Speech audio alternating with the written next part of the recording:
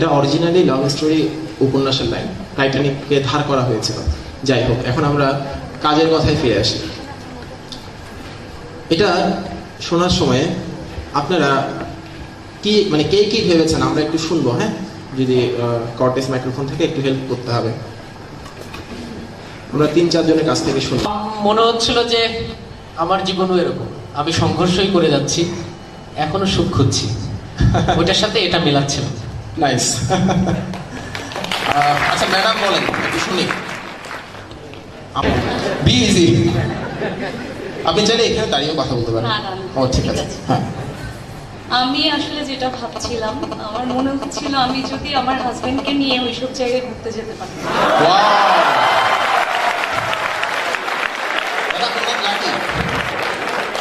আপনি আমাদের প্রার্থনা করবেন যেন মায়ের ছবি আমার সামনে ভাসতেছিল, আর আমার 2 ছেলে। আপনি যখন বলতেছিলেন যে মারা যাওয়ার আগে এই কি করতে হবে, এটা ভাবার জন্য, তো আমি চিন্তা করতেছিলাম যে আমি যদি কালকে মরে যাই তাহলে আমার 2টা বাচ্চা কি করবে, ওদেরকে নিয়ে আমি আমার আজকের দিনটা আমি কিভাবে কাটাবো। বলবো না, বসে ইনশাআল্লাহ অনেক দিন বাঁচবে। আমার মাথায় যতগুলো চুল আছে ততটা আয়ু, তুমি ততটুকু বছর আয়ু পাও। আমার কিন্তু মাথায় পেছনে বাবার হাত ছিল সবচেয়ে বেশি। তো বাবা ফ্যামিলিতে খুব বেশি ডিপ্রেড ছিল, তার রাইট থেকে ডিপ্রেড ছিল। আমি মরার আগে 2টা জিনিস দেখে যেতে চাই। আমার বাবা যেসব রাইট থেকে ডিপ্রেড ছিল ওইগুলো যাতে উনি পান, এবং আমার বাবা সবসময় বলে আমার সামনে কখনো আমার প্রশংসা করে নাই, যারা একবার আমার প্রশংসা করে আমার আপনি।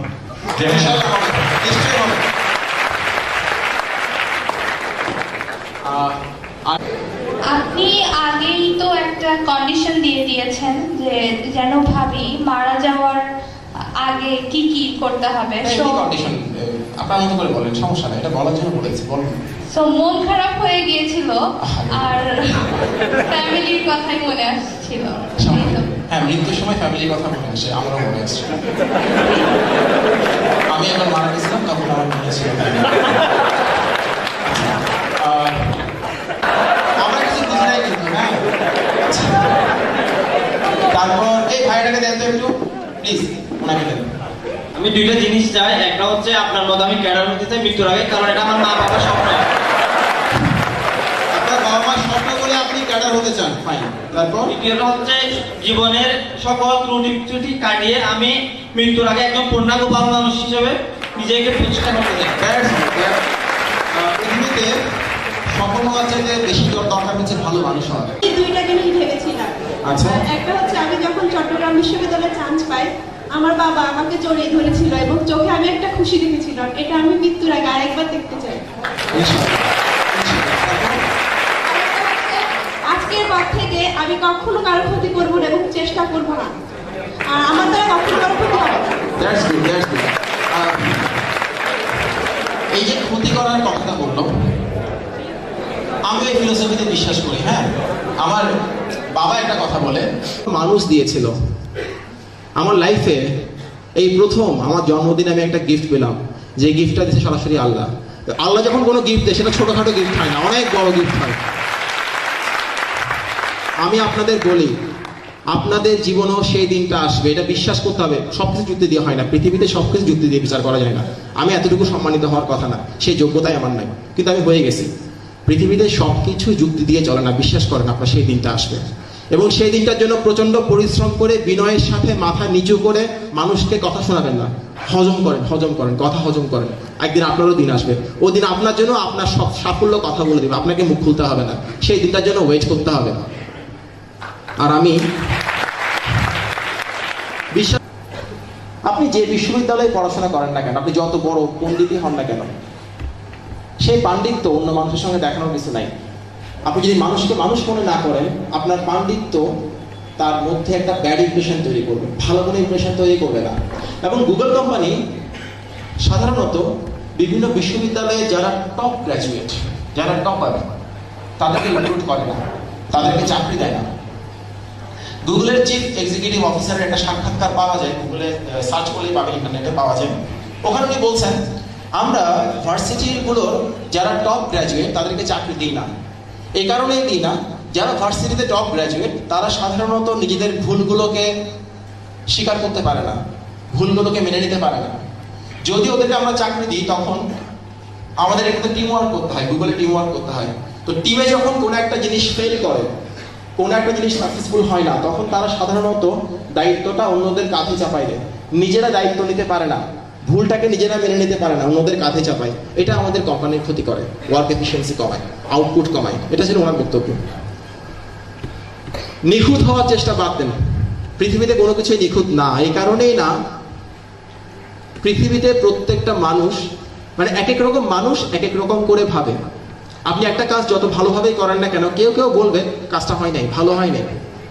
সো নিখুঁতভাবে না করে আমরা যেটা করব, আমার পক্ষে একটা কাজ যতটুকু ভালো করে করা যায় হাইস্ট ততটুকু চেষ্টা করব। আর আপনি এতদিন ধরে যেটা করে আসছেন যদি সেটাই করে যান, তাহলে এতদিন ধরে আপনি লাইফ থেকে ঠিক কিনা, কিন্তু সফল ব্যক্তিকে কেউ পছন্দ করে না, ঠিক কিনা? আরো বেশি ঠিক। আমরা সবাই সাফল্য ভালোবাসি, কিন্তু সফল ব্যক্তিকে খুবই অপছন্দ করি। সফল ব্যক্তিদের এই যে অপছন্দ করা, এই যে ঈর্ষা, এটা মানুষের স্বভাবজাত। দিদি ভুল বললাম? আপনাকে সবচেয়ে বেশি ঈর্ষা করবে আপনার সবচেয়ে কাছের বন্ধুটা, আপনার সবচেয়ে কাছের আত্মীয় স্বজনটা, আপনার চাচা, আপনার খালা। শুনতে খারাপ শোনালেও এটা সত্য কথা। তা আমি যেন মজা করে বলি মাঝে মাঝে। আমরা পড়েছি না, birds of the same feather flock together, পড়েছি না? এটাকে আমি ভাবে বলি মজা করে, birds of the same feather jealous of each other. এটা মেনে নিতে হবে। যারা ঈর্ষা করে তারা ঈর্ষা করতেই থাকবে। আর আপনি যে সাফল্য সহ্য করতে পারেন না, সেই সাফল্য আপনার আসবে না। আমি ঈর্ষান্বিত ব্যক্তিকে খুব একটা বেশি সফল হতে দেখি নাই আমার লাইফে, কম দেখছি। আচ্ছা, একটা কাজ দ্রুত করার চাইতে ভালোভাবে করাটা বেশি জরুরি। আমরা অনেকে সহজ কাজগুলোকে ডিফিকাল্ট করে ফেলি, কমপ্লিকেটেড করে ফেলি। সহজ কাজকে কঠিন করবেন না, আর প্লিজ কঠিন কাজকে সহজ করবেন না। কঠিন কাজকে সহজ করতে গিয়ে অনেক সময় কঠিন কাজগুলো তাদের ইম্পর্টেন্স হারায়, প্রায়োরিটি হারায়। এটা করা যাবে না। ভয়ের জিনিস কতটা ভয়ের, যতটুকু আমরা ভয় পাই, কিরকম বলি, আমাদের দেখার দৃষ্টিভঙ্গি, আমরা যেভাবে তাকাই, যেভাবে করে ভাবি, সেটাই একটা জিনিসের ভয় পাওয়ার ব্যাপারটা ঠিক করে দেয়। আমি যদি আপনাকে বলি ভাই এখান থেকে এখানে লাফ দেন তো একটা, আপনি লাফ দিয়ে দিবেন, কি হবে? কিচ্ছু হবে না, এই ফ্লোরের উপর লাফ দিবেন। আমি যদি আপনাকে ওখানে তুলে দিই, এরপর বলি ভাই লাফ দেন তো একটা, আপনি দেখবেন ভাই দিতে পারবেন না। দেখেন ফ্লোরটা কিন্তু চেঞ্জ হয় না, ফ্লোরটা কিন্তু একই আছে। চেঞ্জ হয়েছে কি বলেন তো? আমার তাকানোর দৃষ্টিভঙ্গি চেঞ্জ হয়েছে। আমি কিভাবে তাকাচ্ছি, কিভাবে দেখছি, কিভাবে নিচ্ছি জিনিসটাকে। আপনি যেই পরীক্ষার জন্য পড়াশোনা করেন না কেন, এমন হতে পারে আমি স্কলারশিপ নিয়ে বাইরে যাবেন, জিমের জন্য প্রিপারেশন নিচ্ছেন। আপনি যদি সেটাকে অনেক ভয়ের করে দেখেন, সেটা অনেক ভয়ের হয়ে আপনার কাছে ধরা দিবে। ছোটবেলায় আমি তেলাপোকা ভয় পেতাম। অবশ্য ছোটবেলায় তেলাপোকা ভয় পাওয়াটাই তো ভদ্রতা। একটা বাচ্চা ছেলে তেলাপোকা ভয় পাবে না কেন? একটা বাচ্চা ছেলে সে ভূত ভয় পাবে না কেন? ওয়াই? যে এই জেনারেশন ভূত ভয় পায় না, আমরা সেই জেনারেশন চাই না, বাচ্চাদের জেনারেশন। যাই হোক, তো যখন আমি একটু বড় হয়েছি তখন দেখলাম তেলাপোকা কোনো বিষয় না, এটাকে স্যান্ডেল দিয়ে বাড়ি মারলে মরে যায়, কোনো বিষয় না এটা। তখন আমি তেলাপোকা হলে এটাকে ভয় পেতাম। দেখেন ভাবার দৃষ্টিভঙ্গিটা। একটা মৌমাছি আছে, ওই মৌমাছির নাম হচ্ছে বাম্বেল বি। বেশ মোটা সোটা একটা মৌমাছি আর কি, পাখাগুলো ছোট ছোট। তো বাম্বেল বি এটা উড়তে পারে, এই মৌমাছিটা উড়তে পারে, ইট ক্যান ফ্লাই। কিন্তু বাম্বেল বি এর যে ফিজিক্যাল স্ট্রাকচার, যে শারীরিক গঠন, সেই গঠন অনুসারে বাম্বেল বি এর ফ্লাই করতে পারার কথা না। কোনো ফিজিক্সের সূত্র দিয়ে ব্যাখ্যা করা যায় না বাম্বেল বি কেন ফ্লাই করতে পারে। এটা নিয়ে বিজ্ঞানীদের মাথা ব্যথার শেষ নাই। কেন বাম্বেল বি উঠতে পারে? ওয়াই? নেচার পত্রিকার একটা অ্যানুয়াল কনফারেন্সে এটা নিয়ে কথা উঠলো, কেন বাম্বেল বি উঠতে পারে। বিভিন্ন জন বিভিন্ন রকম ব্যাখ্যা দিল, কোনো ব্যাখ্যায় গ্রহণযোগ্য হচ্ছিল না, কারণ বিজ্ঞানের কোনো সূত্র দিয়ে ব্যাখ্যা করা যাচ্ছে না বাম্বেল বি এর ফ্লাই করতে পারার ঘটনা। তখন এক বিজ্ঞানী দাঁড়িয়ে বলল, আমি একটা ব্যাখ্যা দেব। বলেন। বলে বাম্বেল বি উড়তে পারে, এর কারণ হচ্ছে বাম্বেল বি এর যে উঠতে পারার কথা না, এটা বাম্বেল বি নিজেই জানে না, জানলে সে উঠতে পারতো না। আচ্ছা, পরেরটা।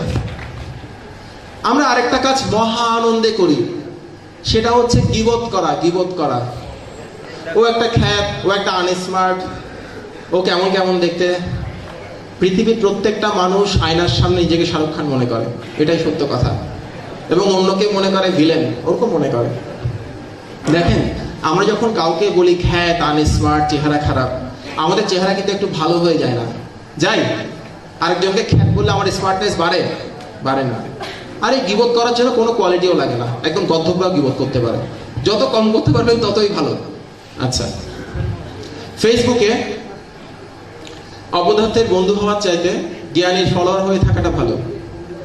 বোকা বোকা ভাব নিয়ে শিখতে থাকেন, বিনয় ছাড়া শেখা যায় না। গাধার সাথে যুদ্ধ করে 100 বার জেতার চাইতে সিংহের সাথে যুদ্ধ করে একবার হেরে যাওয়া অনেক ভালো, এটা আমি খুব বিশ্বাস করি। সবসময় বিগ পিপলদের সঙ্গে ফাইট করবেন, fight with the big people, fight with the big people. এতে হবে কি, আপনি হেরে যাবেন, ফাইন, বারবার হেরে যাবেন, কিন্তু প্রত্যেকটা হার আপনাকে অনেকগুলো লাইফ লেসন শেখাবে, অনেকগুলো ইম্পর্টেন্ট স্কিল শেখাবে। আর যদি স্মল পিপলের সঙ্গে ফাইট করে বারবার জিততে থাকেন, আপনি কিছুই শিখতে পারবেন না। সো বিগ পিপলের সঙ্গে ফাইট করার চেষ্টা করবেন, অলওয়েজ অলওয়েজ। আচ্ছা, আর একটা কাজ আমি এখনো করি না, সেটা হচ্ছে কথা শুনিয়ে দেওয়া। প্লিজ, যতদিন পর্যন্ত আপনারা আপনাদের টার্গেটে না পৌঁছাচ্ছেন, আপনাদের স্বপ্ন রিচ করতে না পারছেন, ততদিন পর্যন্ত লোকজনকে কথা বলতে দেন, কথাগুলো শুনেন, কথাগুলো রিসিভ করেন। আপনি কিছু বলবেন না, মুখ দিয়ে কথা শোনাবেন না। কথাগুলো রিসিভ করলে হবে কি, আপনার মধ্যে একটা জেদ তৈরি হবে, একটা আগুন জ্বলবে আপনার মধ্যে, সেই আগুনটাই আপনাকে সামনের দিকে এগিয়ে নেবে। যদি আপনি কথা একটা শোনাই দেন, তখন কিন্তু আসলে কোনো আগুন তৈরি হবে না। যখন আপনার দিন আসবে, আপনার সাকসেস আসবে, তখন আপনার পক্ষে আপনার কাজে কথা শোনাবে, এবং কাজের কথা শোনানোর শক্তি মুখের কথা শোনানোর শক্তির থেকে অনেক অনেক বেশি।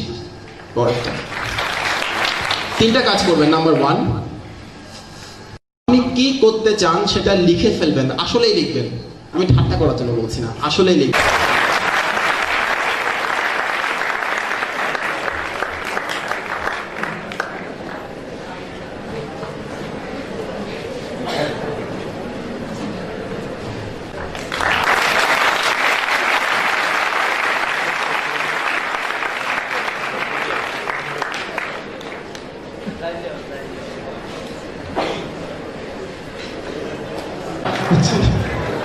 আচ্ছা, যেটা বলছিলাম, তো আপনি কি করতে চান সেটা লিখে ফেলেন।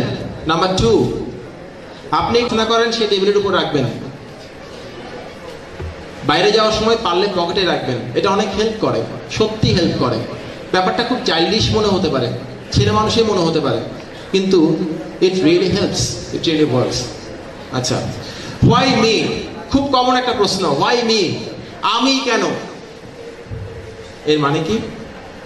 আমি শুনি, ভাইয়া আমি এত ভালো, আমি কখনো কারো ক্ষতি করি নাই, আমি খুব ভালো মেয়ে, আমি খুব ভালো ছেলে, পৃথিবীর সবচেয়ে খারাপ জিনিসগুলো আমার সঙ্গে হয় কেন? আল্লাহ আমাকে এমন করে কেন? আমি কি করছি? হয় না এরকম? আমরা বলি আমরা খুব ভালো, আমি খুব ভালো, কেন সবচেয়ে কষ্টের জিনিসগুলো আমার সঙ্গে হবে? হোয়াই মি, হোয়াই মি, আমি কেন? এত লোক থাকতে আমি কেন? খুব কমন ব্যাপার। হাঙ্গেরিয়ান আর্মির এক কনস্টেবল ছিলেন, ওনার নাম হচ্ছে কারোলি। সেই কনস্টেবল খুব ভালো শুট করতে পারত, অনেক ভালো একজন শুটার ছিলেন। ওই সময়টাতে হাঙ্গেরিয়ান আর্মির যারা কনস্টেবল, তাদেরকে অফিসারদের সাথে শুটিং প্র্যাকটিস করার পারমিশন দেওয়া হতো না। তো কারোলির সুনাম আস্তে আস্তে ছড়িয়ে পড়েছিল যে সে একজন কিংবদন্তি শুটার, তাকে অফিসারদের সঙ্গে প্র্যাকটিস করার সুযোগ দেওয়া হোক। তখন সরকার তাকে অফিসারদের সঙ্গে প্র্যাকটিস করার সুযোগ দিয়েছিল, এবং একটা কম্পিটিশনে, অফিসার এবং কনস্টেবলদের একটা কম্পিটিশনে কারোলি প্রথম হয়েছিল। এইভাবে কয়েকটা কম্পিটিশনে সে প্রথম হওয়ার পর সরকার সিদ্ধান্ত নিল যে কারোলিকে ন্যাশনালি পরিচয় করানো দরকার, ওকে পরিচিত করানো দরকার। তখন জাতীয়ভাবে বিভিন্ন টুর্নামেন্ট বা কম্পিটিশন অ্যারেঞ্জ করা হলো। সেই কন্টেস্টগুলো প্রত্যেকটাতে কারোলি প্রথম হয়েছিল। সে ছিল হাঙ্গেরির 1 নম্বর শুটার, কারোলি। তো কারোলি মানুষ হিসেবে অনেক ভালো ছিলেন, সবার সঙ্গে হাসি মুখে কথা বলতেন, ছোট বাচ্চাদেরকে অনেক আদর করতেন, কলিগদের সঙ্গে ভালো ব্যবহার করতেন, উপকার করার চেষ্টা করতেন মানুষের, অনেক ভালো ছিল। সবাই তাকে ভালো বলতো, কারোলিকে ভালোবাসতো সবাই কারোলিকে।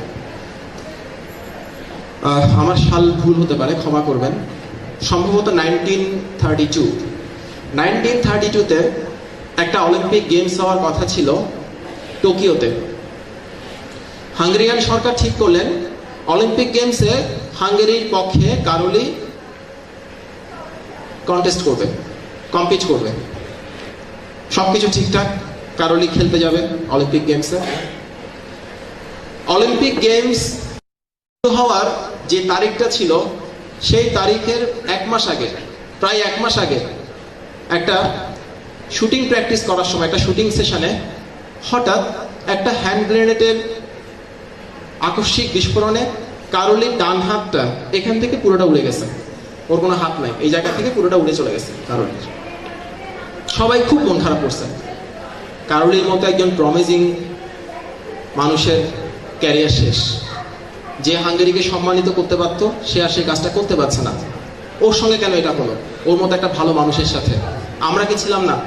ওই সময় দেখা গেছে কি ওনার অনেক কলিগ বলছে কি আমার হাতটা নিয়ে যেত। আল্লাহ আমার হাতটা নিয়ে গেলেও তো কোনো সমস্যা ছিল না, গড ওর সঙ্গে কেন কাজটা করলো?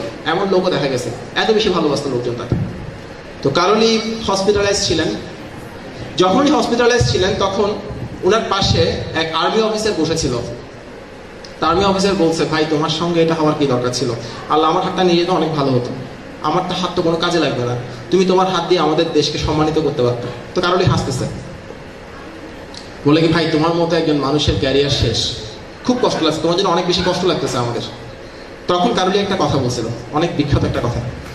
তখন কারোলি যন্ত্রণায় কাতরাচ্ছে, ওই যন্ত্রণার মধ্যে সে মুচকি হেসে বলে ভাই তোমরা ভাবতেছো কেন, আমার বাম হাতটা তো এখনো আছে। এটা ছিল কারোলি একটা বিখ্যাত কথা ওই সময়, ওই মুহূর্তে এই কথা বলছিল। তখন এটা নিয়ে ওর কলিগ হাসছে, বলে ভাই তোমার মতো ভালো মানুষরা এইভাবেই বলে। তারপর বলছে আল্লাহর আসলে কোনো বিচার বলতে কিছু নাই, এটা বলে সে চলে গেছে রুম থেকে। কারোলি যখন একটু সুস্থ হয়ে উঠলো, তখন সুস্থ হওয়ার পর সে তার বাম হাত দিয়ে বিভিন্ন ধরনের ছোটখাটো কাজ করা শুরু করলো, একটা জিনিস নেওয়া, হাত দিয়ে রাখা। এরপরে সে আস্তে আস্তে বাম হাত দিয়ে অনেক কাজ করতে পারতো। এরপর সে দীর্ঘ 6 মাস চেষ্টায় বাম হাতে কিভাবে করে পিস্তল ধরতে হয় সেটা শিখলো। এইভাবে আরো 1 বছর চেষ্টা করার পর সে মোটামুটি বাম হাত দিয়ে এলোমেলো হলেও সে শুট করতে পারতো, এলোমেলো হতো কিন্তু শুট করতে পারতো। সে চেষ্টা করছিল, কন্টিনিউয়াসলি চেষ্টা করছিল, সারাদিন প্র্যাকটিস দিয়ে শুটিং করতে পারতো, কারণ তার ধ্যান জ্ঞান সাধনা পুরোটাই ছিল বাম হাতের এই কয়েকটা আঙ্গুলের উপরে। সে আর কোনো কিছু নিয়ে ভাবতো না। কোনো এক বিকালে কারোলি হাঙ্গেরিয়ান আর্মি যেখানে শুটিং প্র্যাকটিস হয় সেখানে গিয়ে হাজির। সেখানে পুরনো কলিগরা সবাই আছেন। তো সেখানে সেদিন একটা কম্পিটিশন হচ্ছিল, একটা কন্টেস্ট হচ্ছিল। তাকে দেখে সবাই অনেক খুশি, ভাই তুমি এতদিন পর আসছো আমাদের মধ্যে, খুবই খুশি লাগছে, তুমি কখন সুস্থ হয়েছো বা কেমন আছো, এইসব বিষয়। তো বললো ভাই তুমি বসো, আজকে একটা কম্পিটিশন আছে, দেখে যাও, আমাদের অনেক খুশি লাগছে তুমি আসছো। তখন কারোলি হেসে বললো, ভাই আমি তো তোমাদের কম্পিটিশন দেখতে আসি নাই, কেন আসছো? বলে আমি তোমাদের সাথে কম্পিট করতে আসছি। কারোলি সেই কম্পিটিশনে অংশগ্রহণ করলেন এবং তিনি সেই কম্পিটিশনে প্রথম হলেন বাম হাত দিয়ে। সবাই তো অবাক, বলে এটা তুমি কিভাবে করলা? সবাই অবাক।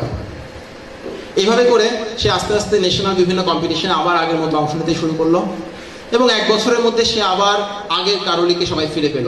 সবাই তখন বলতে শুরু করলো, দ্য শুটার ইজ ব্যাক। 1936-এ সম্ভবত অলিম্পিক গেমস হয়নি মহাযুদ্ধের কারণে। এরপর 1940-তে লন্ডনে যে অলিম্পিক গেমসটা হয়েছিল সেখানে কারোলি তার দেশের পক্ষে অংশ নিলেন এবং স্বর্ণপদক জয় করে আনলেন। অলিম্পিক গেমসের ইতিহাসে উনি হচ্ছেন 3য় ব্যক্তি বা 3 জনের মধ্যে উনি একজন যার এই ধরনের রেকর্ড আছে। আপনারা যদি গুগলে সার্চ করেন কারোলি দিয়ে, দেখবেন এই মানুষটার এই হাতটা নাই, এইভাবে করে একটা ছবি আছে, এভাবে পিস্তল ধরে এভাবে তাকায় আছে।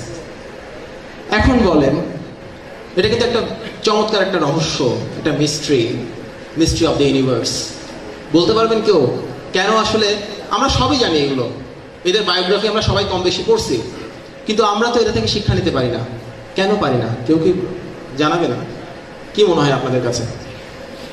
দেখি স্যার আপনি বলেন তো প্লিজ।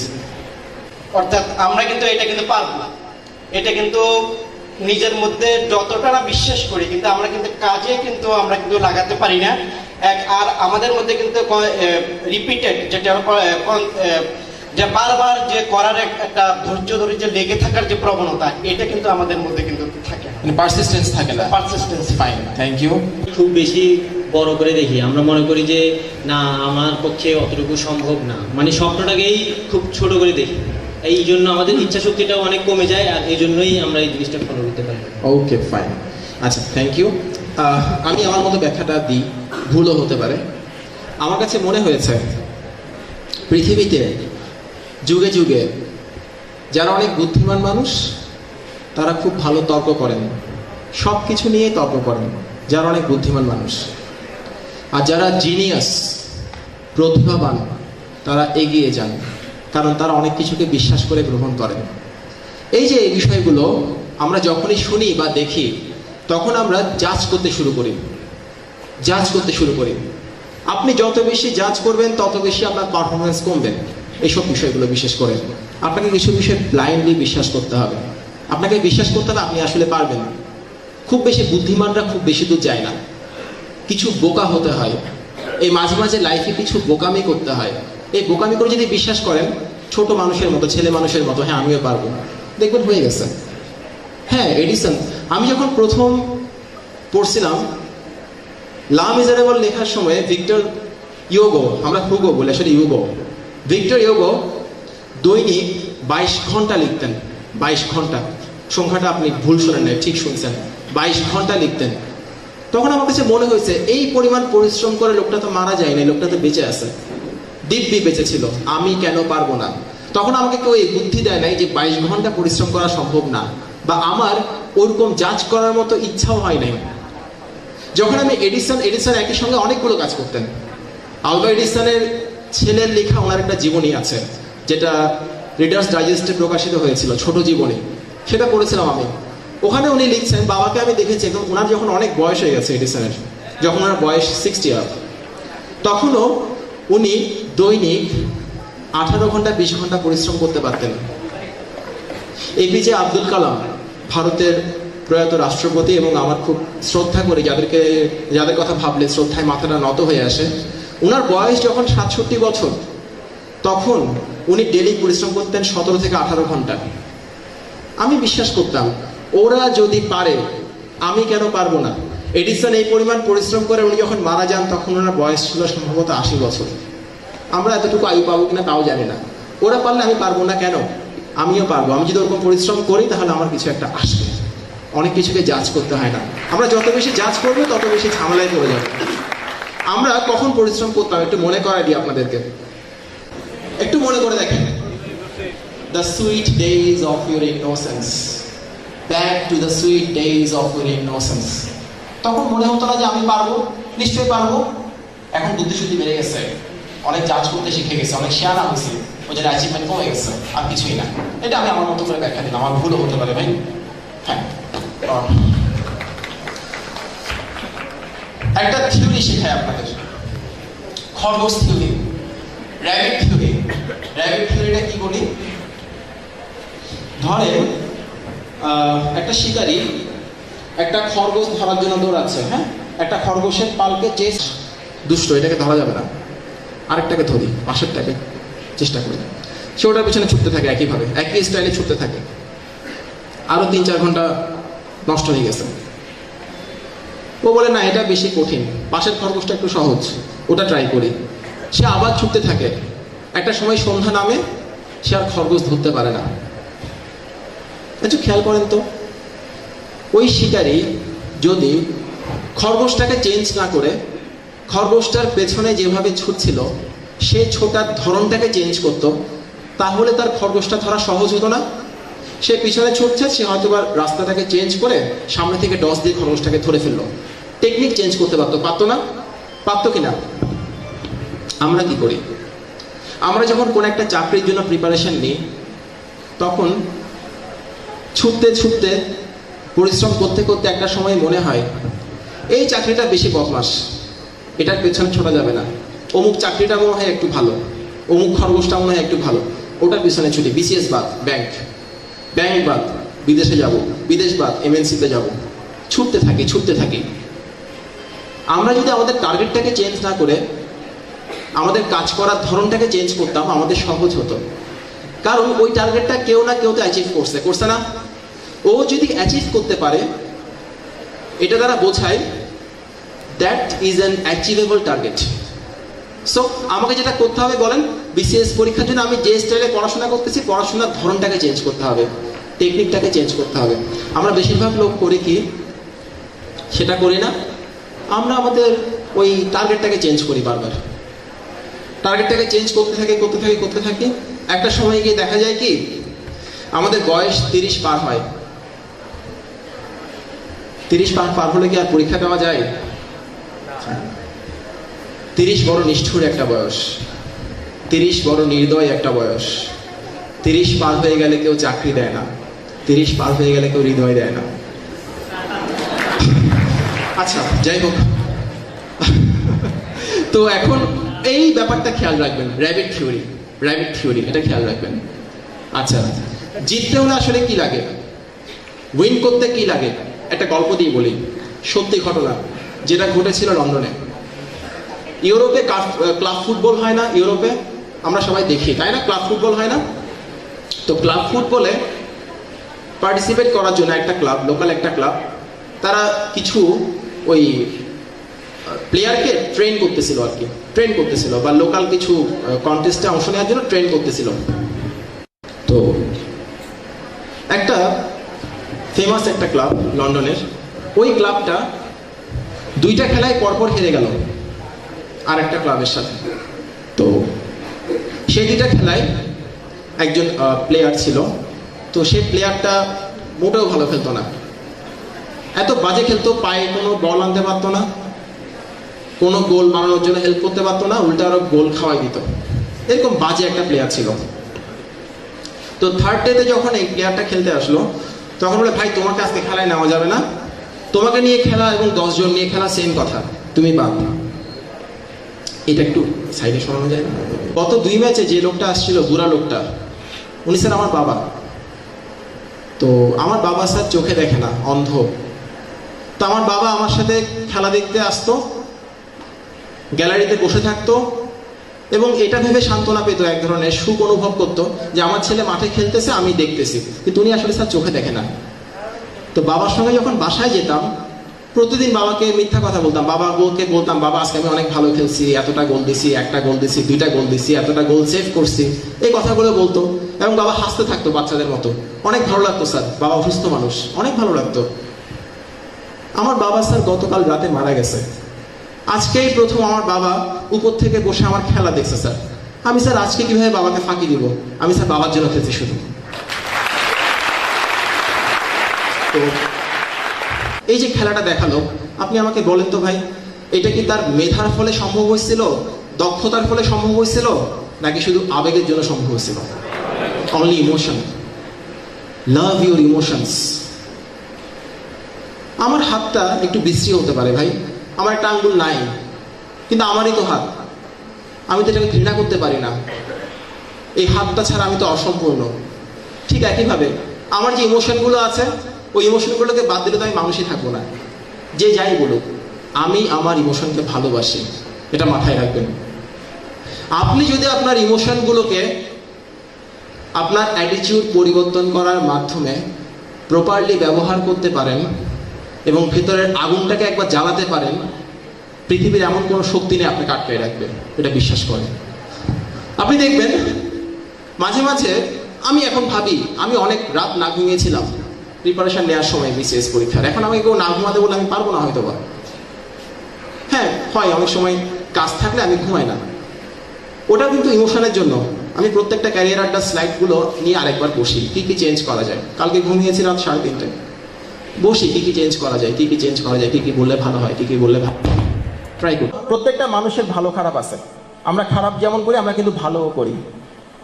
যে মানুষটা আমার ভালো কাজের প্রশংসা করতে পারে না, আমি ভালো কাজ করার সময় কোনো প্রশংসা করে নাই, সে মানুষটাকে আমি আমার খারাপ কাজের নিন্দা করতে দিব না। জাস্ট ব্লক সময় আমাকে খুশি দিবে, নো। আপনারা বলতে পারেন ভাইয়া নিন্দুকের বাসি আমি সবার চেয়ে ভালো। আমি আপনাকে বলবো এত ভালোবাসাবাসির টাইম নাই। শাসন করা তারই সাজে সোহাগ করে, যে আমাদের সোহাগ করে না তার শাসন করার কোনো অধিকারই নাই, সে যেই হোক, যত বড় পণ্ডিত হবে হোক। দরকার নাই আমার। দোস্ত কি বলে, তোর কুত্তা তো সাঁতার পারে না। তো এই ধরনের কিছু মানুষ থাকে, প্লিজ তাদেরকে লাইফ থেকে রিমুভ করে দেন, কোনো কাজে লাগবে না। লাইফে এই ধরনের মানুষ যতই পণ্ডিত হোক, যতই অক্সফোর্ড এমআইটিতে পড়াশোনা করে আসুক, কোনো কাজে লাগবে না, সত্যি কোনো কাজে লাগবে না। তাহাদেরকে তাহাদের মতো সুখে থাকিতে দেন। সুখে আছে যারা, সুখে থাক তারা, আপনি আপনার মতো সুখে থাকেন। আচ্ছা, পরেরটা। আমি আমার লাইফে যতগুলো পেনাল্টি শট দেখছি, অনেকগুলো পেনাল্টি শট দেখলাম, বা বেশিরভাগ পেনাল্টি শট আমি দেখছি কি গোলকিপার এদিকে লাফায়, ওদিকে লাফায়, গোলটা হয় মাঝখানে। আমি কি ভুল বললাম? কথা হচ্ছে গোলকিপার কেন এদিকে ওদিক লাফায়? ও কি জানে না মাঝখানে গোল হবে? ওই জন্যই লাফায়। ও যদি না লাফাতো এবং গোল খাইতো, তখন সবাই বলতো তুই গোল খাবি না, কে গোল খাবি, তুই তো চেষ্টাই করিস নাই। আমরা অনেক সময় করি কি, বিসিএস পরীক্ষার প্রিপারেশন নেওয়ার জন্য এখানে দৌড়াই, ওখানে দৌড়াই, আইবিএর ভর্তি পরীক্ষা দেওয়ার জন্য অমুক কোচিংয়ে দৌড়াই, তমুক কোচিংয়ে দৌড়াই, ওখানে গ্রুপে স্টাডি করি, ওখানে হ্যান করি, ত্যান করি, কিন্তু বাসায় বসে যে পড়াশোনাটা করা দরকার সেটা কেউ করি না। এইদিক ওদিক দৌড়ালে সবাই বলে সে তো চেষ্টা করে উল্টাই ফেলতেছে, এরকম বলে। প্লিজ এটা মাথায় রাখবেন, আপনি যেখানেই দৌড়ান না কেন, বাসায় যথেষ্ট পরিমাণে পড়াশোনা করতে হবে, অনেক সময় দিয়ে পড়াশোনা করতে হবে। যদি বাসায় যথেষ্ট সময় দিতে না পারেন, আলটিমেটলি কিচ্ছু হবে না। পরীক্ষা দিবেন, পরীক্ষা দিবেন। এই টেবিলের ওপর রাখছেন ব্যাংকগুলো একটু লাফাই, বলে এই বিশ্রী ব্যাংকগুলোকে কীভাবে খাবো? থাক, আজকে থাক, কালকে খাবো, রেখে দিয়েছেন। কালকে কিন্তু ব্যাংকগুলো কিন্তু খাওয়া দাওয়া করে একটু বড় হয়ে গেছে গায়ে গতরে। আপনি এই বড় ব্যাংক দেখে অনেকে ইসিস করতেছে, ব্যাংক খাইলে কি হয়, ব্যাংকের মাংস অনেক সুস্বাদু মাংস, যাই হোক। তো পরের দিন দেখলেন গায়ে গতরে আর একটু বড় হয়ে গেছে, তখন আপনি ভাবলেন সেগুলো তো বড় হয়ে গেছে, এখন খাওয়াটা খুব ডিফিকাল্ট হবে, কালকে খাবো, আজকের দিনটা যাক, দেখি না কি হয়। আজকের দিনটাও চলে গেল, কালকে আরো বড় হয়ে গেছে। এরপর আপনি চিন্তা করলেন এই ব্যাংকগুলোকে না খেয়ে ফেলে রাখলে তো আমার খবর আছে, খেয়ে ফেললেই ভালো। তখন আপনি দেখলেন এই তিনটা ব্যাংকের মধ্যে কোন ব্যাংকটা দেখতে সবচেয়ে কিউট চেহারার, মানে ধরে নেন ব্যাংক কিউট, হ্যাঁ, মানে কম কুৎসিত আর কি। আপনারা কুৎসিত বলতে এত আগ্রহ বোধ করতেছেন কেন? ব্যাংক কিউট বলে কি হয়? ব্যাংক বলে কি সে মানুষ না? এমন করেন কেন? আচ্ছা, তো দেখলেন কি সবচেয়ে কম, মানে সবচেয়ে কিউট ব্যাংক কোনটা? চিন্তা করলেন এই কিউট ব্যাংকটা খাই, এটা খাইতে একটু মানসিক অশান্তি কম হবে, খেয়ে ফেললাম। আপনি খাইলেন, আমি খাইনি, আপনি খেয়েছেন, আচ্ছা খেয়ে ফেললেন। এরপরে ওটার থেকে একটু কুৎসিত যেটা আপনাদের কথাই রাখলাম, সেটাকে খাইলেন। যেহেতু আগে কিউট ব্যাংক খাইছেন, পরে কিন্তু একটু কুৎসিত ব্যাংকে খেতে কিন্তু আপনার কেমন কেমন লাগবে, মানসিকভাবে খুব আনইজি ফিল করবেন, আনকমফোর্টেবল ফিল করবেন।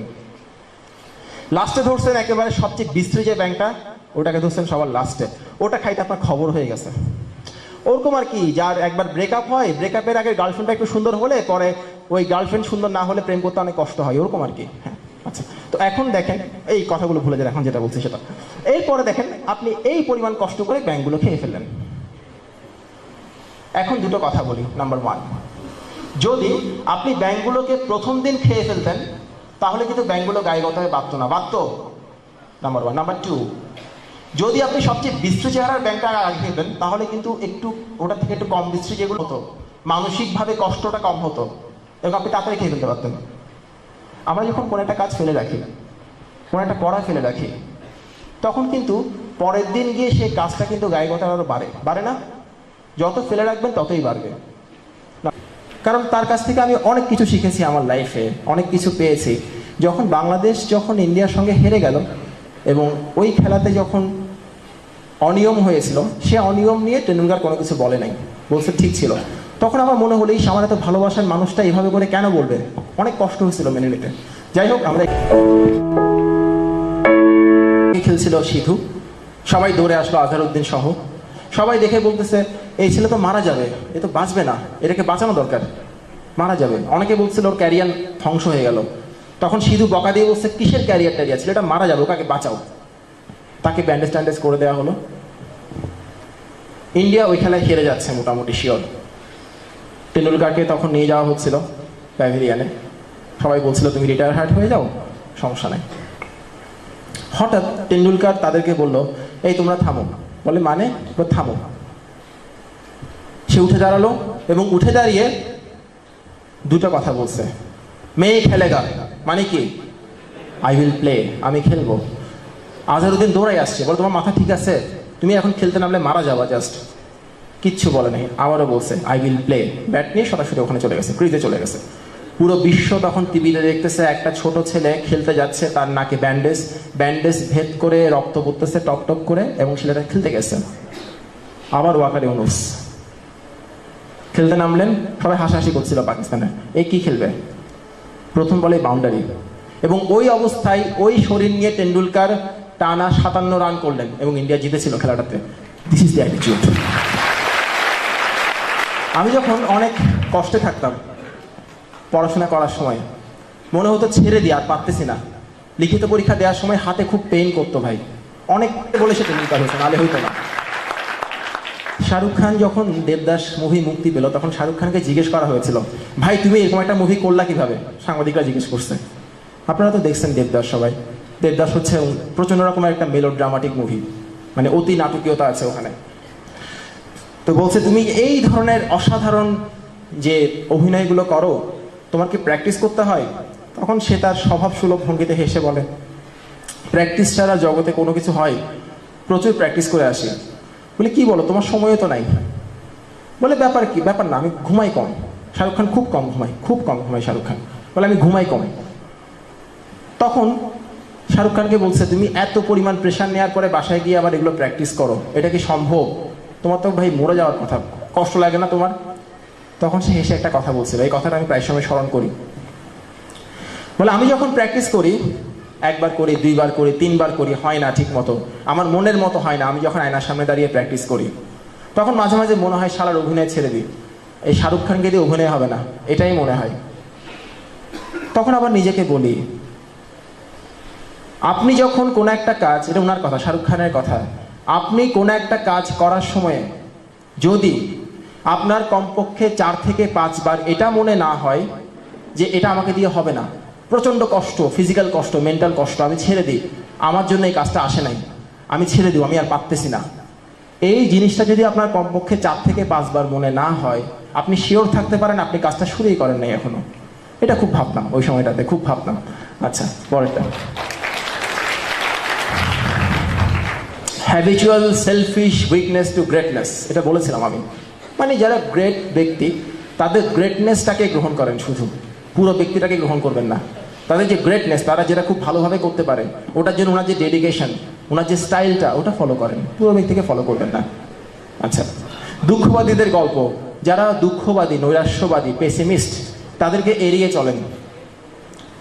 আমেরিকায় কিছু নৈরাশ্যবাদী লোক ছিলেন, তারা একই সাথে গল্প করতেন, খেলাধুলা করতেন। তো তারা একবার এই সিদ্ধান্তে আসলো যে দুঃখবাদীরা আসলে কত ভয়ঙ্কর হয় এবং ওরা যে কোনো কাজের না, এই গল্পটা বললে বুঝতে পারবেন। তারা একদম সিদ্ধান্তে আসলো যে আমাদের একটা ক্লাব তৈরি করা দরকার, ওই ক্লাবটা হবে নৈরাশ্যবাদীদের ক্লাব। তো এই ক্লাবটা তৈরি করার জন্য ওরা সবাই রোববার, ওখানে উইকলি হলিডে, রোববারে তারা একটা স্কোয়ারের সামনে জড়ো হবে, একটা চত্বরে জড়ো হবে সবাই। দেখা গেল কি ওই রোববারে ওই চত্বরের সামনে এসেছিল মাত্র 2 থেকে 3 জন লোক, বাকি কেউ আসে নাই। পরের দিন যখন ওদের আবার ইভিনিং ওয়াক করতে গিয়ে দেখা হলো, সবাই বলছে, দোস্ত আসিস নাই কেন, আসতে পারতি, একটা ক্লাব গঠন করার কথা ছিল না? কথা বলে জানা গেল যেটা, সেটা হচ্ছে সবাই ভেবেছিল যে এরকম ক্লাব টাব গঠন করে কোনো লাভ নেই, আসলে কিছু হবে না, ওই জন্য ক্লাবটা গঠন হয়নি। আচ্ছা, বি এ $2 ম্যান, এই জিনিসটা কি? আচ্ছা, আপনারা দেখবেন যখন পরীক্ষা কাছে আসে, তখন আমাদের ফকিরদের প্রতি দরদ অনেক বেড়ে যায়, ঠিক কি না? ঠিক। এবং আমরা অনেক ধার্মিক হয়ে পড়ি। আচ্ছা আচ্ছা, আমরা ফকিরদেরকে যে হেল্প করি, কেন হেল্প করি? দোয়া পাওয়ার জন্য নাকি হেল্প করার জন্য? টাকা পয়সা দিয়ে কিসের জন্য? বেশিরভাগ দোয়া পাওয়ার জন্য। যারা আমরা স্টুডেন্ট, দোয়া পাওয়ার জন্য। 2 টাকা দিলে এতটুকু দোয়া, 3 টাকা দিলে একটু বেশি দোয়া, 5 টাকা দিলে আরও বেশি দোয়া, ওরকম, এটা হচ্ছে সিস্টেম। আচ্ছা, তো এখন দেখেন, আমরা যখন রেস্টুরেন্টে খাওয়া দাওয়া করি, তখন আমরা কিন্তু ওইটাতে কিছু বকশিস দিই, 10 টাকা বকশিস দিই মনে করেন। যদি কোনোদিন 10 টাকার জায়গায় 12 টাকা দিই, তখন কিন্তু নিজেকে অনেক শিয়ানা মনে হয়, আমির মনে হয় একটা লোককে হেল্প করার মতো ক্যাপাবিলিটি আমার বেড়ে গেছে। যখন বিকালবেলা পড়া থেকে উঠে একটু চা খেতে যাই অথবা একটু বের হই, তখন যদি ফকিরকে 2 টাকার জায়গায় 5 টাকা দিই, অনেক শান্তি কাজ করে। আমার খরচ হয়েছে বাড়তি কয় টাকা? 3 টাকা। ওই যে শান্তিটা কাজ করছে, বাসায় ফেরার পর দেখবেন ওই শান্তির কারণে আপনার পড়াশোনা একটু বেশি হবে, আপনার অ্যাচিভমেন্টটা বেশি হবে, আপনি বেশি বেশি কাজ করতে পারবেন, নিজের প্রতি রেসপেক্টটা অনেক বাড়বে। এবং ওই সময় আপনি যে পড়াশোনাটা করলেন, আপনার যে অ্যাচিভমেন্টটা হলো, এটা কিন্তু 3000 টাকার সমান। 3 টাকা খরচ করে 3000 টাকার প্রাপ্তি, এটাকে বলা হয় বি এ $2 ম্যান। আগে যেখানে $1 টিপস দিতেন, এখানে $2 টিপস দেন, এটাকে বলছে পরেরটা। একটা সাইকোলজিক্যাল ইস্যু নিয়ে কথা বলবো। হয় না এরকম, আমাদের মাথায় অনেক সময় একটা গান ঢুকে, একটা গানের লাইন ঢুকে, সেই গানটা বাজতেই থাকে বাজতেই থাকে বাজতেই থাকে বাজতেই থাকে। ভুল বললাম? আপনাদের কারো মাথায় এখন কোনো গান বাজতেছে না? অনেকের মাথায় বাজতেছে। আমার মাথায় প্রায় সময় ঢুকে এবং সেটা বাজতেই থাকে। ইভেন গোসল করতে যখন যাই, তখন দেখা যায় কি ওই বালতিতে পানি পড়ার যে শব্দটা, ওই শব্দটাকে আমি গানের স্কেলের সঙ্গে মিলাই নিই, বা গানের স্কেলটাকে শব্দের সঙ্গে মিলাই নিয়ে গানটা মাথায় বাজে। যাই হোক, এটা ঢুকে অনেক সময়। কথা সেটা না, কথা হলো আমাদের মাথায় অনেক সময় এমন এমন পিকুলিয়ার সব গান ঢুকে, যে গান ঢুকার কোনো অর্থই নাই, বিশেষ করে ওই সময়ে। এটা সত্য ঘটনা বলি। আমি অফিসে যাচ্ছি, ফর্মাল শার্ট ফর্মাল প্যান্ট পরে, ইনটিন করে, একদম শুটেড বুটেড হয়ে সুন্দর করে অফিসে যাচ্ছি। একজন ভদ্রলোক অফিসে যাচ্ছে, আমার মাথায় ওই সময় ঢুকছে পোলাতো নয় যেন আগুনেরই গোলারে, এই গানটা। এটা হয়, আমার ক্ষেত্রে হয় অনেক সময়। দেখেন তো ভাই, এই পোলাতো নয় যেন আগুনেরই গোলারে, এটা যদি কেউ আমাকে বলে সুশান্ত একটা গান করো তো, তখন কি আমি গানটা করতে পারবো? মানে এই গানটা আমি শব্দ করে গাইতে লজ্জাবোধ করবো, কিন্তু আসলে তো ঢুকছে মাথার মধ্যে, কিছু তো করার নাই। এটা বেরো হয় না, বদমাইশ গান ঢুকতেছে, পোলাতো নয় যেন আগুনেরই গোলারে ঢুকতেছে। আচ্ছা, তো দেখেন, ওটা কিন্তু আমার ব্যক্তিত্বের সঙ্গেও যায় না, আমার অ্যাপিয়ারেন্সের সঙ্গে যায় না, আমার পড়াশোনার সঙ্গে যায় না, সামাজিক অবস্থানের সঙ্গে যায় না, কিন্তু গানটা ঢুকে গেছে এবং বাঁচতেছে। আপনাদের হয় না এরকম উল্টাপাল্টা গান ঢুকে না? ঢুকে, আমার ঢুকে। তখন আমি কাজ করতাম চিটাগাং কাস্টম হাউস, আমার প্রথম পোস্টিং চিটাগাং কাস্টম হাউস। তো আমার এডিশনাল কমিশনার স্যার আমাকে বকা দেওয়ার জন্য রুমে ডাকছে। মানে আমি জানি আমাকে বকা দেওয়া হবে, আমি আবার প্রচুর বকা খাই আর কি চাকরিতে, হয়তো আমার চেহারার মধ্যে একটা বকা বকা ভাব আছে, সেটা হইতে পারে। তো বকা দেওয়ার জন্য রুমে ডাকছে, স্যারে সেই রকম করে বকতেছে, সুশান্ত তোমার কাজের প্রতি মনোযোগ কম, একটা কাজ দিলে আর দুদিন ফেলো কেন, হাবি যাবি, আমি যাহা করছি তাহাও বলতেছে, যাহা করি নাই সেটাও বলতেছে। এটাই তো বকা দেওয়ার নিয়ম। তো কথা সেটা না, কথা হলো স্যার মোটামুটি খেপে গেছে আমার উপরে, আর আমি স্যারের দিকে তাকাইছি খুব শান্তভাবে। বকা খাওয়ার কিন্তু নিয়ম আছে একটা, নিয়মটাতে আমি পরে আসি। স্যারের রুমে ঢোকার এই আধা ঘন্টা আগে আমার মাথায় একটা গান ঢুকছিল, সাইয়া দিল মে আনা রে, এই গানটা শমশের বেগমের, ওটা ঢুকছে আর কি, ওটা বাজতেছে মাথার মধ্যে, সাইয়া দিল মে আনা রে। এখন এটা বাজতেছে, কিছু করার নাই। স্যার বকা দিচ্ছে, আমার মাথার মধ্যে বাজতে সাইয়া দিল মে আনা রে। আমি স্যারের দিকে হাসতেছি, মানে তাকায় হাসতেছি এবং খুব শান্তভাবে তাকায় আছি, মনে হচ্ছে কি মধুর বকা, এই বকার জন্য বেঁচে থাকা যায়।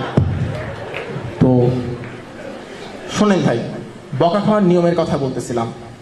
যখন আপনাকে কেউ বকবে, তখন আপনার পবিত্র দায়িত্ব এবং কর্তব্য হচ্ছে আপনার চেহারাটা ফৈন্নির পুতের মতো বানাই ফেলা। তো এটা হচ্ছে বকা খাওয়ার নিয়ম, বেসিক নিয়ম। আমারে বকতেছে আর আমি প্রফুল্ল চিত্তে স্যারের বকা শুনতেছি, এটা তো কেউ এক্সপেক্ট করে না। বকা খাইলে তখন চেহারাগুলো একদম ফকরির মতো করে স্যারের দিকে তাকাই থাকতে হবে, আর আমি ওখানে তাকাইছিলাম না। স্যার প্রচণ্ড বিরক্ত আমার উপরে, সুশান্ত তুমি কি এখানে ফিজিক্যালি প্রেজেন্ট, মেন্টালি আসছে, আমি এটা গ্যারান্টি দিয়ে বলতে পারি। এরকম স্যার অনেক রেগে গেলে স্যার একটু তোতলাই আর কি, তোমার সমস্যাটা কি, কোনো কিছু কি সিরিয়াসলি নাও না? স্যার যখন অনেক খেপে যাচ্ছে, তখন আমার মাথায় বাজতেছে ঝমঝমা ঝমঝম, ইট ইজ উইয়ার্ড। কথা হলো ওই সময় তো আমার মাথায় সাইয়া দিল মে আনা রে বাজার কথা না, কিন্তু আসলে তো বাজছিল, এবং সেটা আমার মাথাটাকে মোটামুটি ডোমিনেট করে ফেলছে, পুরোটাকে ক্যাপচার করে ফেলছে। ওই যে সিগন্যালটা রিসিভ করছে আমার ব্রেন, সেটা পুরোটা ক্যাপচার হয়ে গেছে।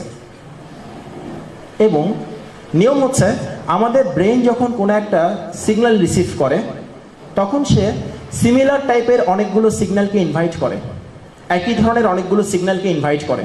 যারা বুঝবেন না আমাকে বলবেন, আমি সহজ করে বলতেছি কথাটা। এক্সাম্পল দিই, আপনি দেখবেন ফেসবুকে যারা বেশি বেশি লাইক পায় তারা বেশি বেশি লাইক পেতেই থাকে। হয়তোবা একজনের লেখা আপনার টাইম লাইনে আসছে, আপনি দেখতেছেন ওখানে 120টা লাইক। আমি লাইক না দেওয়ার মানে হচ্ছে লেখাটা আমি বুঝে নিয়ে আসলে একটা লাইক দেওয়া উচিত, দিয়ে দিই। এরকম করে কিন্তু অনেক লাইক দেয়। তো যারা লাইক পায় তারা লাইক বেশি পেতেই থাকে। এমনও হয় একটা লেখা দিছে কেউ একজন, লেখাটা পড়তে সময় লাগবে কমপক্ষে 20 মিনিট, প্রথম লাইক আসছে 1.5 সেকেন্ডের মাথায়। How come? এটা আমার ক্ষেত্রে হয়, আমার লেখা লোকজন হুদায় লাইক দেয় না পড়ে, আমার কাছে মনে হয় আর কি এত লাইক পাওয়ার কথা না, এত লাইক পাওয়ার মতো দেখিও না। তো এই যে লাইকগুলো দেখবেন, একটা লাইক অনেকগুলো লাইককে অ্যাট্রাক্ট করে। হয়তোবা আপনি অনেক বুদ্ধি খাটাইয়ে মনের মাধুরী ঐশ্বরিয়া মিশিয়ে একটা লেখা প্রসব করলেন, একটা ফেসবুকে স্ট্যাটাস প্রসব করলেন, অনেক কষ্ট করে প্রসব করে কম্পিউটারের সামনে এইভাবে তাকায় আছেন, হা করে তাকায় আছেন। 2 ঘন্টা গেছে, 7টা লাইক। 2.5 ঘন্টা পরে 8টা লাইক। এমন মেজাজ খারাপ হয়, তখন মনে হয় একটা ফেক অ্যাকাউন্ট খুলে নিজে কয়েকটা লাইক দিয়ে দিই, 5টা ফেক অ্যাকাউন্ট হলে 5টা লাইক যোগ হবে, ওরকম মনে হয়। লাইক না পেলে ভালো লাগে কারো? অথচ আপনার এক বন্ধু মাথার মধ্যে 2 ফোঁটা ঘিলু নাই, কিছু নাই, একটা ডট দিল, সেখানে 100টা লাইক পড়ে। আর আপনি এত সুন্দর একটা জিনিস লিখছেন, মানুষের মাথায় কি বুদ্ধি নাই নাকি? কেউ কোনো লাইকই দেয় না। এরকম হয় না? হয় কি না? হয়। অবশ্য মেয়েদের কথা আলাদা, মেয়েরা কোনো কিছু লিখলেই লাইক পায়। আর যাদের না না, এটা সত্যি কথা, আমি বলি, একটা মেয়ে এত সুন্দর দেখতে, আপনি লাইক দিবেন না কেন? আশ্চর্য, আপনি কি মানুষ না? লাইক দেওয়াটা দায়িত্বের মধ্যে পড়ে। শোনেন শোনেন, সেদিন দেখি কি এক মেয়ে লিখছে তার মাথা ব্যথা করতেছে, ওখানে লাইক হচ্ছে 76টা। আমি বুঝি না, একটা মেয়ের মাথা ব্যথা করতেছে, মানুষ এত নিষ্ঠুর কেন? এই 76টা মানুষের হার্টে কি কোনো হৃদয় নাই? ওরা কি এটা বুঝে না যে লাইক দেওয়ার কিছু নাই এখানে? ওদের কথা ভিন্ন, যেটা বলছিলাম। একটা লাইক অনেকগুলো লাইককে অ্যাট্রাক্ট করে।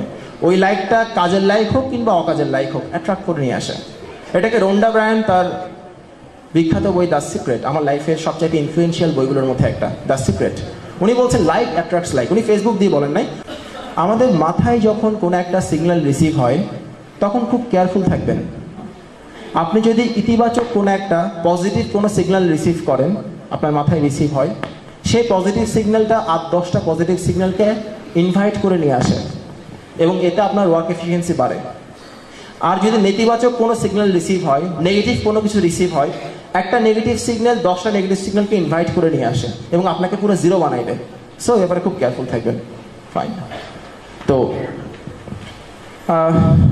আরেকটা জিনিস বলি, তখন সেটা মাথার মধ্যে থেকে যায়। একটা উদাহরণ দিই আপনাদের।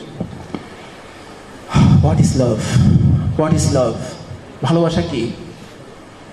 এটা অবশ্য একটা উত্তর আছে। আপনারা কি স্যার এজের নাম শুনছেন? স্যার এজে, ওই যে হোয়াট ইজ লাভ, ভাই একটা জিনিস, অনন্ত জলিল, স্যার এজে, ওনাকে স্যার বলতে হবে। আচ্ছা, যা হোক, কিডিং অ্যাপার্ট। তো ধরেন আপনি কাউকে পছন্দ করেন মনে মনে, আপনি মনকে বলছেন এভাবে করে, আই ডোন্ট হেট হার, অথবা আই ডোন্ট হেট হিম। কি বললাম? আই ডোন্ট হেট হার অথবা আই ডোন্ট হেট হিম।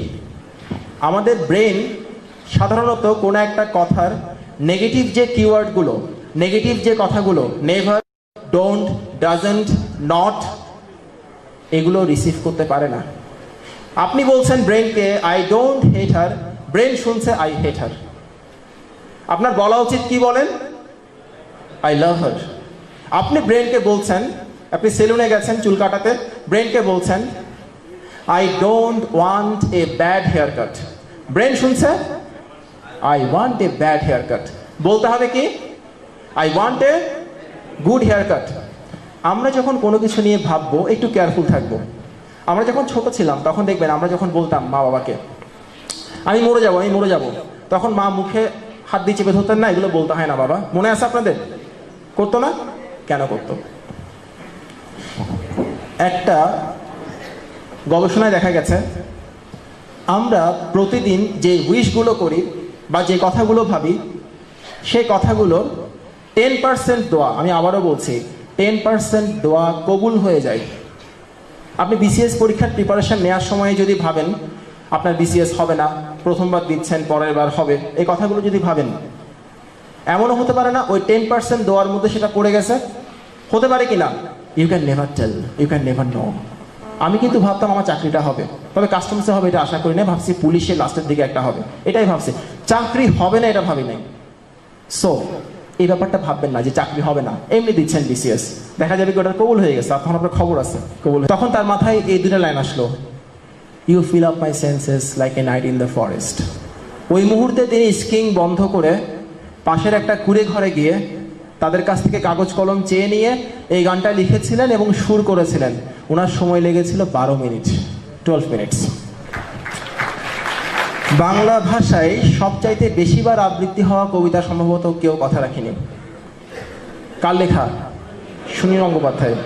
দেশ পত্রিকার কোনো একটা পূজাবার্ষিকীতে তার কাছ থেকে লেখা চাওয়া হয়েছিল, কবিতা চাওয়া হয়েছিল। লেখকরা কাজ ফেলে রাখে সাধারণত, সেও কাজ ফেলে রেখেছিল, তাকে ফোনেও পাওয়া যায় না, যোগাযোগ করা যায় না। কোনো একটা সকালবেলা দেশ পত্রিকার সম্পাদক সাগরময় ঘোষ সুনীলের বাসায় এসে হাজির। তখন সুনীল গঙ্গোপাধ্যায় খালি গায়ে একটা গামছা পরে গোসল করতে যাবে সকালবেলা। তাকে দেখেই তো টাসকি খাইছে, বলে দাদা আপনি এসছেন, বলে কবিতাটা লিখেছিলি। এখন সাগরময় ঘোষকে না বলার সাহস সুনীলের নাই, উনি অনেক সিনিয়র লোক ছিলেন এবং সবাইকে শ্রদ্ধা করতো। বা দাদা লিখেছি, একটু বসো আমি নিয়ে আসছি ভেতর থেকে, ও যা নিয়ে আই। উনি ভেতরে গেলেন, ওনার যে কাঠের টেবিল এবং চেয়ার সেখানে ম্যানেজার কুমার শানুকে বলল, দাদা কি সবাই তো খুব জ্বালাচ্ছে, মান সম্মান আর থাকলো না এই বেলা। বলে কেন, কি হয়েছে? সবাই বলছে তুমি নাকি টাকা নিয়ে গান করো না। ও তাই নাকি? বলে হ্যাঁ। বলে সবাইকে আসতে বলতে গান করে দিব। বলে মানে কি দাদা? বলে আমাদের ইউরোপ ট্যুরটা কখন শুরু হবে? মানে তার একটা ইউরোপ ট্যুর ছিল ওই সময়। বলে দাদা পরশু দিন সকালে আমরা যাচ্ছি ইউরোপে, টিকিট করা আছে। ওটা কাজ কর, তুই সবাইকে কালকে আসতে বলে দে, যাদের যাদের গান বাকি আছে সবাই গান করে দিব। ও দাদা সম্ভব না তো। ও তুই ফোন দিয়ে দে না, সমস্যা কি? সে সবাইকে ফোন দিল। তখন কুমার শানু পেছন থেকে বলে, এই শোন সবাইকে বলবি ব্রিফকেস ভর্তি করে টাকা নিয়ে আসতে, টাকা ছাড়া গান করবো না, ফুল পেমেন্ট হবে গান করবো, আর না হলে হবে না। ও আচ্ছা দাদা ঠিক আছে। কুমার শানু খুব রাফ ছিলেন ওই সময়। তো পরের দিন দেখা গেল কি 36 জন এসে হাজির সেই ভোরবেলা। 36 জনের মধ্যে 28 জন ফুল পেমেন্ট নিয়ে আসছে, বাকিদেরকে ফেরত দেওয়া হলো, 8 জনকে ফেরত দেওয়া হলো। কুমার শানু সেই সকাল থেকে বসে সন্ধ্যা পর্যন্ত টানা, রাত পর্যন্ত টানা 28টা গান রেকর্ড করেছিলেন টানা। এবং আপনারা ভাববেন না যে প্রত্যেকটা গানই একবার করে রেকর্ড করছে ওকে হয়ে গেছে, কয়েকটা গান ওনার মনোভূত হয়নি, উনি 2-3 বার করে রেকর্ড করছেন। আপনারা এটাও ভাববেন না ওই 28টা গান মোটামুটি মানের ছিল বা অত ভালো হয় নাই। ওই 28টা গানের মধ্যে 5টা গান অ্যাওয়ার্ড জিতেছিল। একটা গানের কথা বলি আপনাদের। 1942 এই লাভ স্টোরি একটা মুভি আছে না, ওখানে একটা গান আছে, কুছ না কহো কুছ ভি না কহো, মনে আছে? ওই গানটা 28টা গানের মধ্যে একটা ছিল। সো আমাদের কোনো একটা কাজ করার জন্য যে দীর্ঘ সময় লাগবে, আমার বিসিএস ক্যাডার হওয়ার জন্য অনেক দিন ধরে পড়াশোনা করতে হবে, অনেক দিন ধরে প্রিপারেশন লাগবে, নট নেসেসারি। পৃথিবীতে অনেক ভালো কাজ খুব অল্প সময়ে হয়েছে।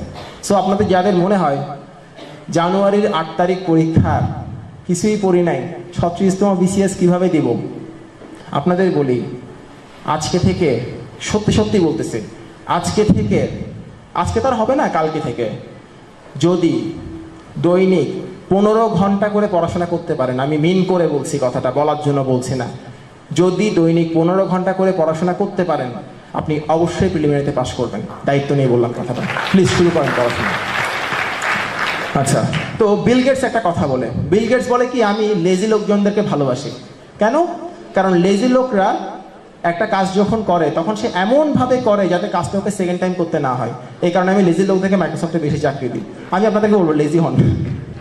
আচ্ছা হ্যাঁ, পরেরটা, stop complaining the world is not fair.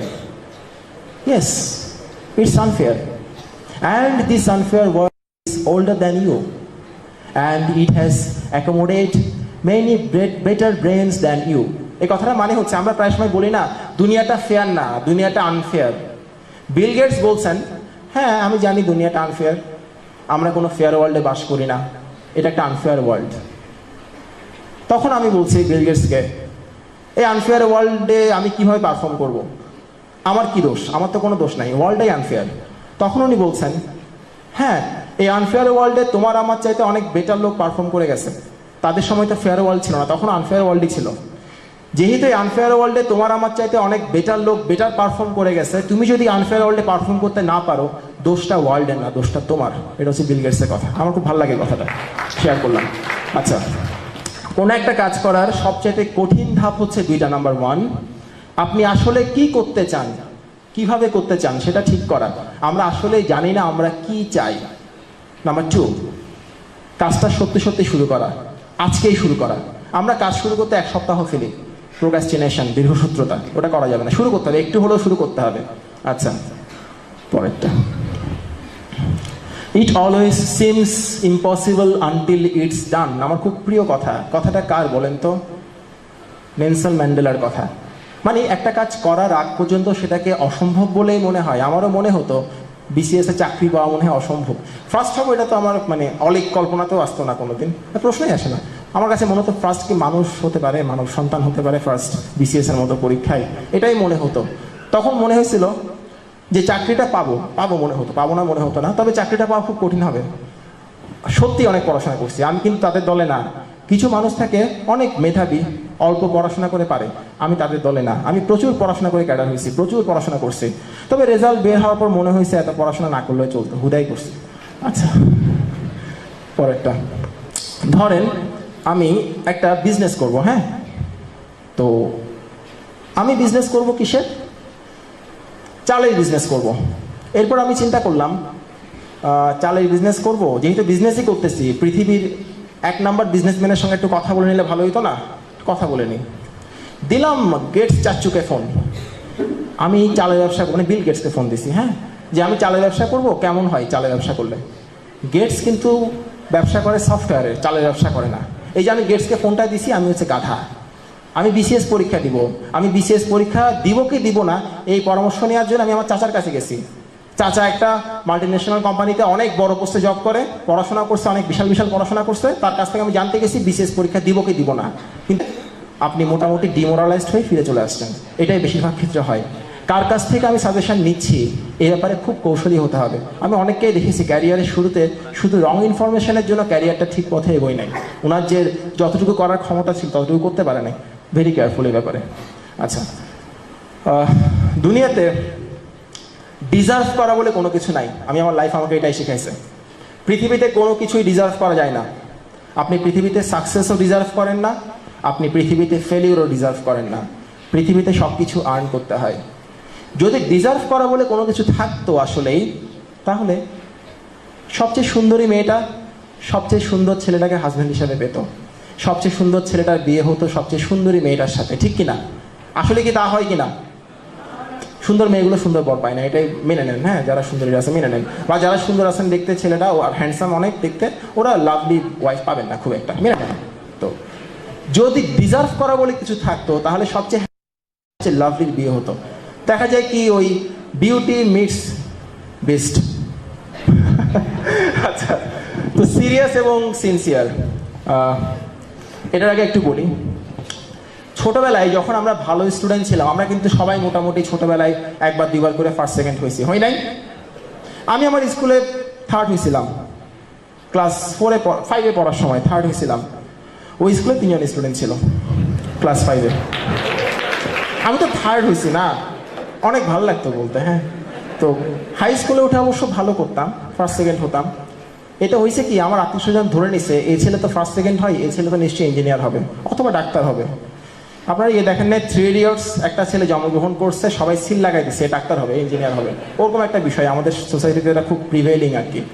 আমি আপনাকে বলবো, আপনি আসলে কোন কাজটা ভালো পারেন ওই কাজটা করার চেষ্টা করেন। সবাই সব কিছু পারে না, এটা মেনে নেন। আমার যেই ছোট ভাইটা এত সুন্দর করে ছবি তোলে, ওরকম একটা ছবি তুলতে গেলে আমি ক্যামেরায় ভেঙে ফেলবো, তারপরও পারবো না, এটাই স্বাভাবিক। সিরিয়াস এবং সিনসিয়ার, এটা একটু বলি। আমাদের আশেপাশে 2 ধরনের লোক দেখবেন।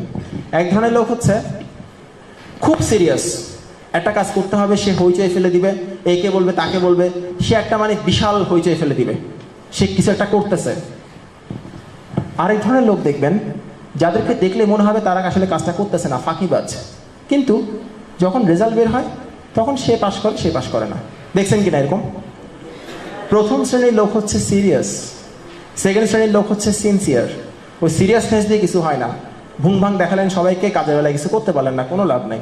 সো কোনো একটা কাজ করার জন্য সিরিয়াস না, সিনসিয়ার হন। আজকে ম্যাডামও বলছিলেন কথাটা, সালমা ম্যাডাম, উনি তো নাই মনে হয় চলে গেছেন, উনিও বলছিলেন, আমার খুব ভালো লেগেছে কথাটা। কোনো একটা কাজ করার জন্য সিরিয়াস না, সিনসিয়ার হন। পরেরটা, তো আমরা খুব বেশি উদ্বিগ্ন ক্যারিয়ার নিয়ে। কি হবে, কি হবে? ক্যারিয়ার ঠিক না হলে জীবনটা মনে হয় থমকে যাবে, থেমে যাবে, মারা যাব মনে হয়। আমি আপনাদের বলবো, স্টপ ওভার থিঙ্কিং, বেশি চিন্তা করা বাদ দেন। শ্রীমদ্ ভগবদ গীতার মূল যে কথাটা, সে কথাটা আমার শোনা সেরা দার্শনিক কথাগুলোর মধ্যে একটা, একটু শেয়ার করি আপনাদের সঙ্গে। আমার মন যখন খুব খারাপ হয়, খুব বিক্ষিপ্ত হয়ে থাকে, চঞ্চল হয়ে যায়, তখন আমি এটা মনে মনে স্মরণ করি। আমার মনটা অনেক শান্ত হয়ে যায়, অনেক শান্তি দেয় আমাকে।